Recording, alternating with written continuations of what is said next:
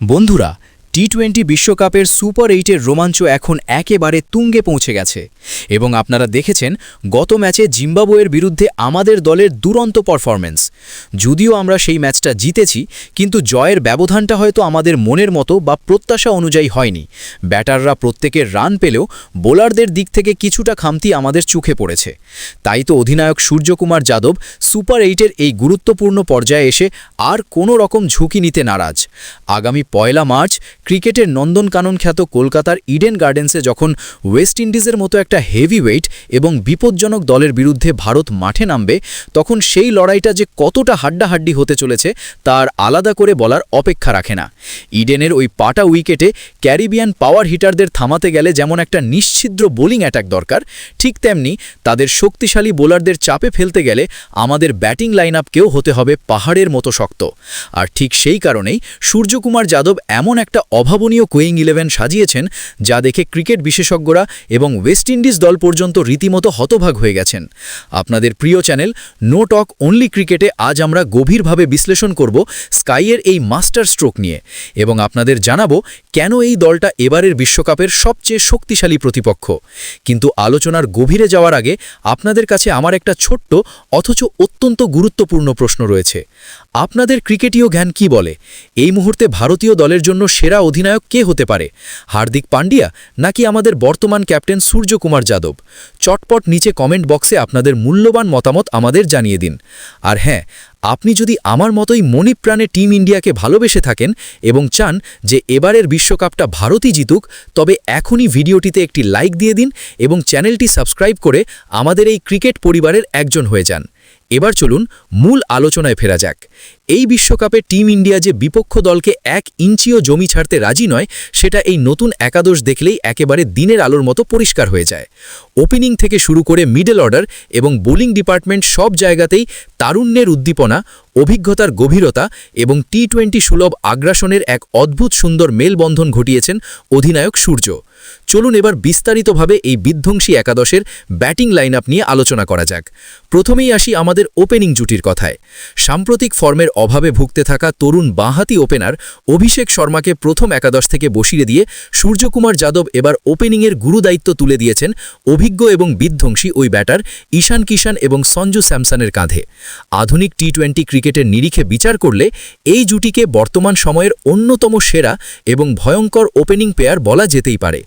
ঈশান কিষান যে কি মারাত্মক লেভেলের আগ্রাসী ব্যাটসম্যান, সেটা আমরা সবাই এর আগে আইপিএল এবং আন্তর্জাতিক মঞ্চে বহুবার দেখেছি। পাওয়ার প্লের ফিল্ডিং রেস্ট্রিকশনকে কাজে লাগিয়ে প্রথম 6 ওভারে বিপক্ষ বোলারদের ওপর রীতিমতো স্টিম রোলার চালিয়ে দিতে পারেন তিনি। বোলার পেসার হোক বা স্পিনার, ঈশানের ডিকশনারিতে ভয় বা ডিফেন্স বলে কোনো শব্দ নেই। ইনিংসের শুরু থেকেই বাউন্ডারি আর ওভার বাউন্ডারির বন্যা বইয়ে দিয়ে প্রতিপক্ষের মনোবল পুরোপুরি ভেঙে দেওয়াই তার প্রধান লক্ষ্য। তিনি যদি কোনো ক্রমে প্রথম কয়েকটা ওভার ক্রিজে থিতু হয়ে যান, তবে ভারতের স্কোরবোর্ড যে রকেটের গতিতে ছুটতে শুরু করবে তা নিয়ে কোনো সন্দেহ নেই। অন্যদিকে ঈশানের এই অতিমানবিক আগ্রাসনকে যোগ্য সঙ্গ দেওয়ার জন্য ক্রিজের অন্য প্রান্তে রয়েছেন সঞ্জু স্যামসন। সঞ্জু শুধু বড় শট খেলতেই পটু নন, ম্যাচের পরিস্থিতি নিখুঁতভাবে রিড করে সেই অনুযায়ী নিজের ব্যাটিং স্টাইল পরিবর্তন করতে তিনি সিদ্ধহস্ত। একদিকে ঈশান যখন বোলারদের তুলোধনা করবেন, সঞ্জু তখন নিজের অভিজ্ঞতা কাজে লাগিয়ে মাথা ঠান্ডা রেখে স্ট্রাইক রোটেট করে দলের ইনিংসের ভিত মজবুত করবেন এবং খারাপ বল পেলেই সেটাকে সোজা বাউন্ডারির বাইরে পাঠাবেন। একজন দক্ষ উইকেট কিপার ব্যাটসম্যান হিসেবে সঞ্জুর এই ব্যালেন্সিং রোল দলের জন্য অত্যন্ত জরুরি। এরপর 3 নম্বর পজিশনের জন্য সূর্য সম্পূর্ণ আস্থা রেখেছেন তরুণ প্রতিভাবান ব্যাটার তিলক বর্মার ওপর। তিলক এমন একজন কমপ্লিট ব্যাটসম্যান যিনি যে কোনো কঠিন পরিস্থিতিতে নিজেকে দারুণভাবে মানিয়ে নিতে পারেন। ওপেনাররা যদি কোনো কারণে দ্রুত প্যাভিলিয়নে ফিরে যান, তবে তিনি যেমন মাটি কামড়ে পড়ে থেকে দলের ইনিংস সামলাতে পারেন, ঠিক তেমনি ওপেনাররা ভালো শুরু দিলে সেই মোমেন্টাম ধরে রেখে বিপক্ষ বোলারদের উপর নির্মম আক্রমণ শানাতে পারেন। বিশেষ করে মাঝের ওভারগুলোতে স্পিনারদের বিরুদ্ধে তার মিড উইকেট এবং লং অনের ওপর দিয়ে মারা দর্শনীয় শটগুলো যে কোনো দলের জন্যই রীতিমতো চিন্তার কারণ। মাঝের ওভারগুলোতে অযথা উইকেট না হারিয়ে ক্রমাগত রানের চাকা সচল রাখার যে অসাধারণ ক্ষমতা তিলকের রয়েছে, তা এই হাই ভোল্টেজ টি-20 ফরম্যাটে ভারতীয় দলের জন্য একটা বিশাল বড় অ্যাডভান্টেজ। এবার আসি 4 নম্বর পজিশনে, যেখানে ব্যাট হাতে ঝড় তুলতে নামবেন স্বয়ং দলের অধিনায়ক সূর্যকুমার যাদব। মিস্টার 360 ডিগ্রির নাম শুনলেই বিশ্বমানের বোলারদের মনেও যে গভীর আতঙ্ক তৈরি হয় তা আর নতুন করে কাউকে বুঝিয়ে বলার কিছু নেই। ক্রিকেট মাঠের এমন কোনো কোণা বা অ্যাঙ্গেল নেই যেখানে তিনি বল পাঠাতে পারেন না। ফাইন লেগের ওপর দিয়ে মারা স্কুপ থেকে শুরু করে থার্ড ম্যানের ওপর দিয়ে মারা র্যাম্প শট, তার ব্যাটিং ঝুলিতে এমন সব অদ্ভুত অথচ অত্যন্ত কার্যকরী শট রয়েছে যা প্রতিপক্ষ অধিনায়কের সমস্ত গেম প্ল্যান নিমেষে ব্যর্থ করে দেয়। সাধারণত 4 নম্বরে এমন একটা সময় তাকে নামতে হয় যখন ম্যাচের মোড় ঘোরানোর তীব্র প্রয়োজন থাকে, আর ঠিক এই প্রেশার সিচুয়েশনেই তিনি বিশ্বের সবচেয়ে বিপজ্জনক ব্যাটার হিসেবে নিজেকে প্রমাণ করেন। শুধু একজন ব্যাটসম্যান হিসেবেই নয়, একজন অধিনায়ক হিসেবেও সূর্য অত্যন্ত পজিটিভ এবং আগ্রাসী মানসিকতা নিয়ে চলেন। তিনি দলের তরুণ ক্রিকেটারদের মাঠে গিয়ে নিজেদের স্বাভাবিক এবং নির্ভয় খেলাটা খেলার সম্পূর্ণ স্বাধীনতা দেন, যার ফলে গোটা দল একটা আলাদা এনার্জি এবং আত্মবিশ্বাস নিয়ে মাঠে নামে। ওয়েস্ট ইন্ডিজের মতো একটি শক্তিশালী এবং আক্রমণাত্মক দলের বিরুদ্ধে সূর্যের এই আক্রমণাত্মক অধিনায়কত্ব এবং অতিমানবীয় ব্যাটিং পারফরমেন্সই হতে পারে ভারতীয় দলের জয়ের মূল চাবিকাঠি এবং টার্নিং পয়েন্ট।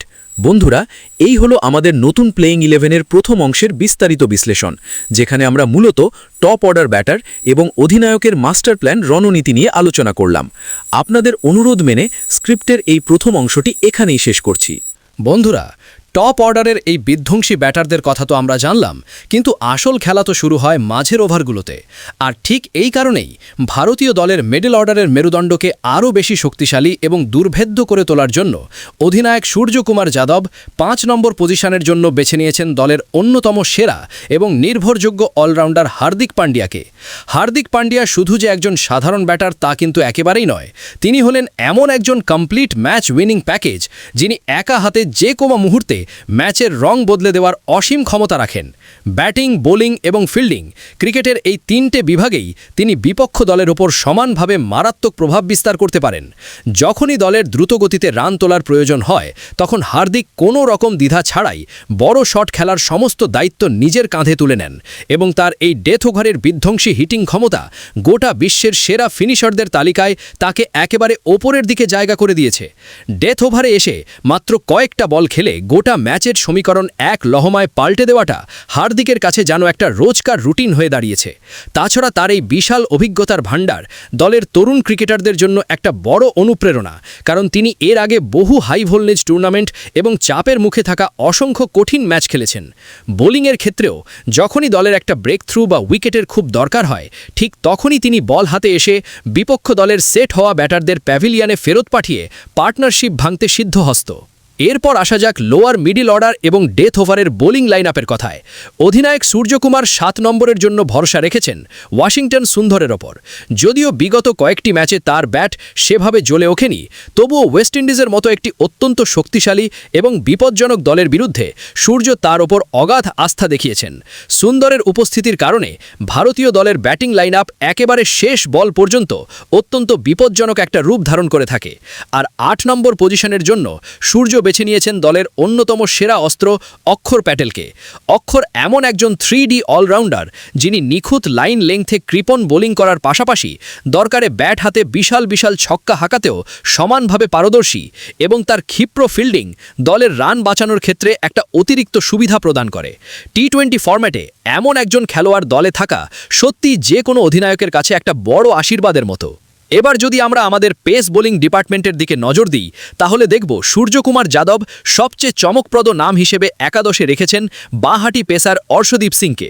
অর্শদীপ তার দুর্দান্ত গতি, অসাধারণ বাউন্স এবং অত্যন্ত আগ্রাসী বডি ল্যাঙ্গুয়েজের জন্য বিশ্বজুড়ে পরিচিত।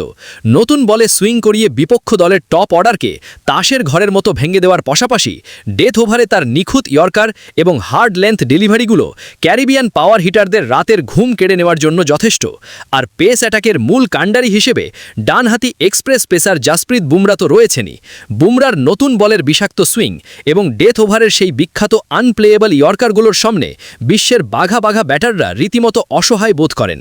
সবচেয়ে বড় কথা হলো, টি-20 ফরম্যাটে যতই চাপ থাকুক না কেন, বুমরা কখনোই নিজের সঠিক লাইন এবং লেংথ থেকে এক চুলও সরে যান না, যা তাকে এই বোলিং লাইনআপের সবচেয়ে বড় অস্ত্রে পরিণত করেছে। এবার আসি স্পিন ডিপার্টমেন্টের কথায়, যেখানে ওয়েস্ট ইন্ডিজের বিধ্বংসী ব্যাটারদের বিভ্রান্ত করার জন্য মিস্ট্রি স্পিনার বরুণ চক্রবর্তীর ওপর আবারও একটা বড় দায়িত্ব তুলে দেওয়া হয়েছে। মাঝের ওভারগুলোতে রান রেট আটকে রেখে একের পর এক উইকেট তুলে নেওয়ার যে অদ্ভুত ক্ষমতা বরুণের রয়েছে তা এই ম্যাচে একটা বড় পার্থক্য গড়ে দিতে পারে। আর তার সাথে যদি chinaman spinner Kuldeep Yadav pitch থেকে সামান্যতম টার্ন বা সাহায্য পান, তবে এই স্পিন জুটিকে সামলানো বিপক্ষ দলের কাছে একটা দুঃস্বপ্নের মতো হয়ে দাঁড়াবে। বন্ধুরা, আপনারা যদি গত ম্যাচের দিকে একটু ভালোভাবে লক্ষ্য করেন তাহলে দেখবেন যে ভারতীয় দল জিম্বাবুয়েকে ৭২ রানের এক বিশাল ব্যবধানে হারালেও আমাদের বোলাররা কিন্তু সেই ম্যাচে বেশ কিছুটা রান গলিয়েছিলেন। আমাদের ব্যাটিং লাইন আপ সেদিন এতটাই ভয়ঙ্কর ফর্মে ছিল যে অভিষেক শর্মা এবং হার্দিক পান্ডিয়ার দুর্দান্ত হাফ সেঞ্চুরি এবং তিলক বর্মার মাত্র ১৬ বলে খেলা ৪৪ রানের সেই বিধ্বংসী ইনিংসের সুবাদে আমরা বোর্ডে একটা পাহাড় প্রমাণ রান দাঁড় করাতে পেরেছিলাম। কিন্তু এত রান করার পরেও আমাদের বোলিং ডিপার্টমেন্ট সেই অনুযায়ী প্রতিপক্ষকে দ্রুত গুটিয়ে নিতে কিছুটা হলেও ব্যর্থ হয়েছিল। আর ঠিক সেই কারণেই ওয়েস্ট ইন্ডিজের বিরুদ্ধে বোলিং লাইন আপে এই গুরুত্বপূর্ণ পরিবর্তনগুলো করা হয়েছে বলে আমি মনে করি। আর হ্যাঁ, আপনাদের জন্য একটা অত্যন্ত বড় এবং এক্সক্লুসিভ আপডেট রয়েছে, যা শুনলে আপনারা সত্যিই খুব খুশি হবেন। দলের ফিনিশিং টাচকে আরও শক্তিশালী করার জন্য হয়তো খুব শিগগিরই বাঁহাতি তরুণ সেন্সেশন রিঙ্কু সিং সরাসরি মূল দলের সাথে যোগ দিতে চলেছেন।